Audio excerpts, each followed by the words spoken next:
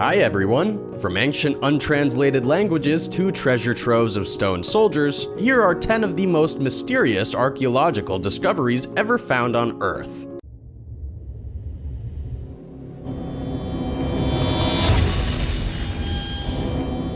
Diquis Spheres. In recent years, archaeologists have uncovered strange spheres made out of stone across the Diquis Delta in southern Costa Rica. Thanks in large part to University of Kansas academic John Hoops, these 6 sites have now been named as UNESCO World Heritage Sites. Known by locals as Los Bolas, or the Balls, these puzzling spheres date from 600 to 1000 AD. The nature of these stones is unclear. While incredibly smooth, their size is perhaps their most striking feature. They range from just a couple inches to around 7.5 feet in diameter, and the heaviest among the stones weighs more than 30,000 pounds. There are more than 300 spheres in the Diquis Delta, and almost all are constructed out of gabbro, which is a kind of rock made with magma.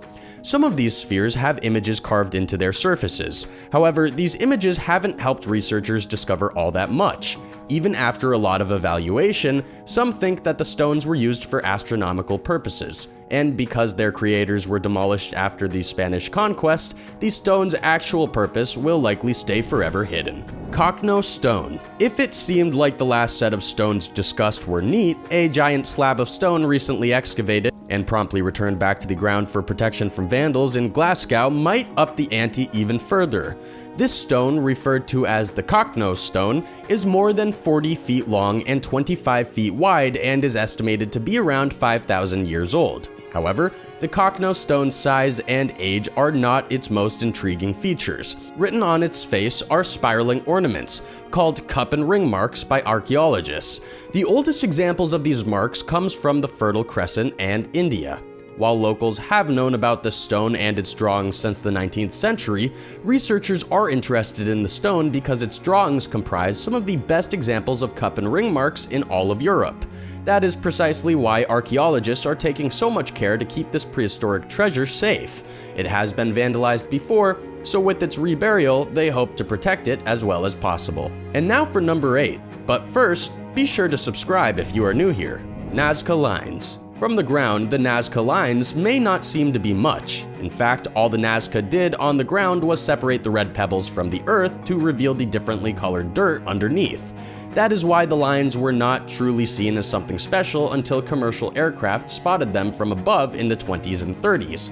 The Nazca made these line formations more than 2,000 years ago. Archaeologists say that there are hundreds of Nazca line formations, and the things that these lines depict run the gamut from animals to fantastical creatures. Because of the size of these drawings, as well as the situations they depict, the purpose of the Nazca lines have been a mystery ever since their discovery.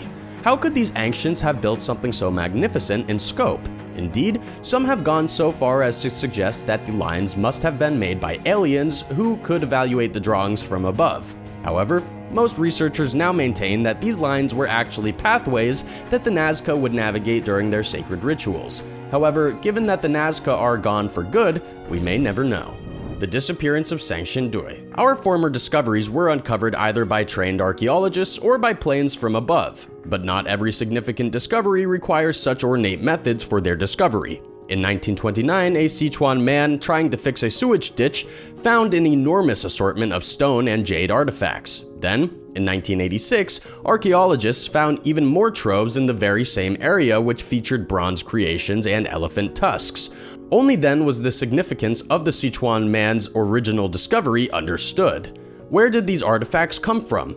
Scientists attribute them to the ancient Sanchin Dui civilization. Very little is known about the Sanchin Dui. At some point between 2,800 and 3,000 years ago, they disappeared from their city next to the Minjiang River.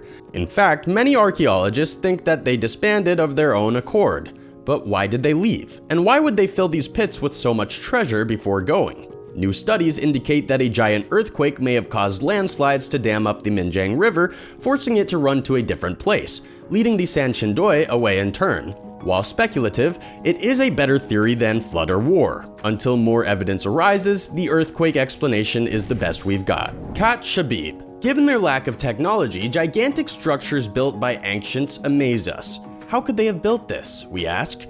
Archaeologists feel the same way about an ancient wall in Jordan that is almost 93 miles long. In fact, they have even more questions. Who built it? Why did they build it? And how? The Katcha Bead, as it is referred to today, was also discovered by plane. Sir Alec Kirkbride, a British diplomat, wrote that from the airplane he saw a stone wall running for no obvious purpose across the country. The wall is not in very good shape. Using aerial photography, researchers have been trying to figure out what its purpose could have been. There has been little progress on these questions. Along its lengths, researchers have uncovered a bunch of small towers, each only about 6 to 12 feet wide. Moreover, some of these were built only after the wall was completed. These towers could have been places to sleep, or perhaps watch posts. But more questions remain. Given the height of the tower, it probably was not used for defense. Perhaps it could have served as a boundary between communities, but really, no one is sure. In any case, its existence is sure to provoke further investigation. Qin Shi Huang. Our next entry was discovered by accident as well. Well, Chinese workers uncovered this incredible archaeological discovery while building a well in 1974. Near Xi'an, in the Shanxi province of China, these workers discovered thousands of terracotta soldiers, built to actual lifelike proportions, 3 distinct pits. Upon discovery, these pits were converted into a museum and declared a UNESCO World Heritage Site. The site is located less than a mile away from Qin Shi Huang, the first emperor of China's pyramidic tomb. Some suspect that this tomb might hold an entire replica of Xi'an, which this army of stone protects. Holding approximately 8,000 soldiers, archaeologists think that they were constructed to guard the emperor in the afterlife. Nor is each sculpture a carbon copy of the next. Each is designed with such incredible detail that researchers suspect them to be based on actual people.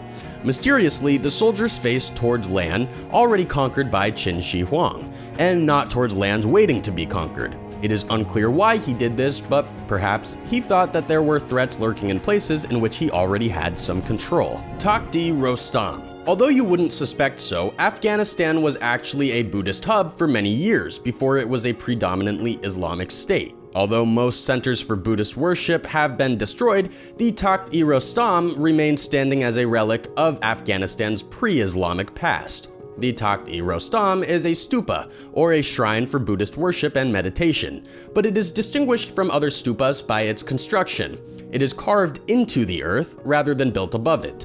At its summit is a building that once contained Buddhist artifacts. Around the Takhtirostam, there is a trench where monks used to surround the building. Inside this trench's walls are further meditative areas.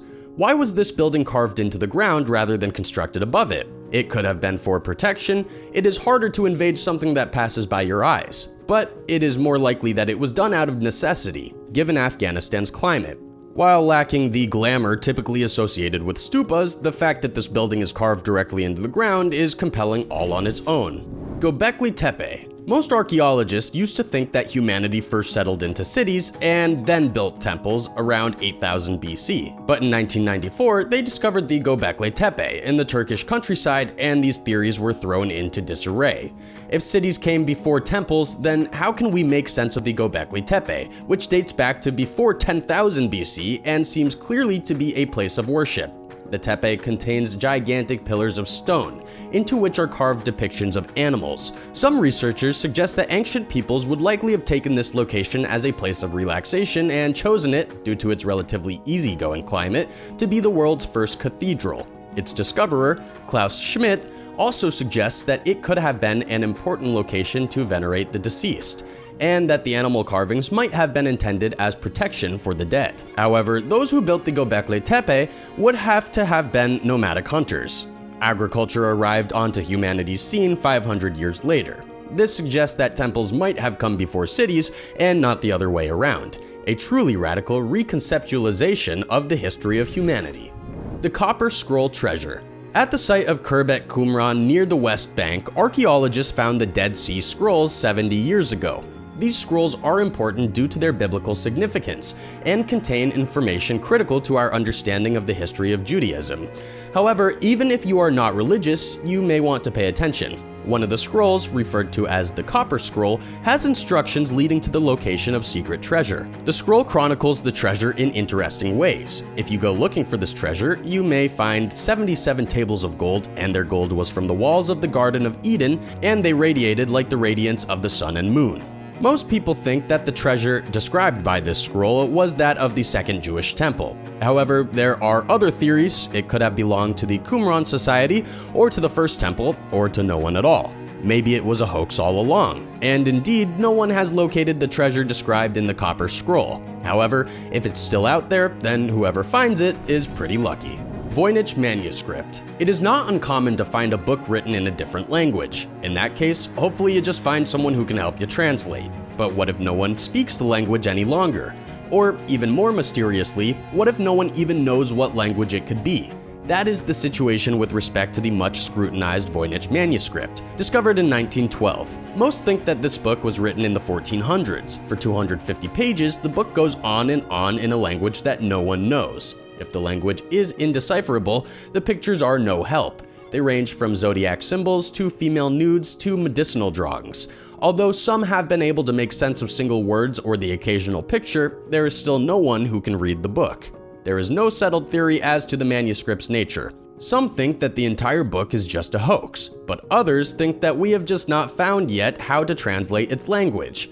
Still, others think that the book is a code waiting to be solved. Stephen Bax, a linguistics professor from the University of Bedfordshire, claims to understand 10 of the book's words, and based on this evidence says that it could be a natural treatise. But even if this is true, there is still clearly much work to be done if we hope to understand the true nature of the tome. Thanks again to all our viewers. Which one was your favorite? Let me know in the comments below, and if you enjoyed this video, be sure to give it a thumbs up and subscribe to our channel for more content.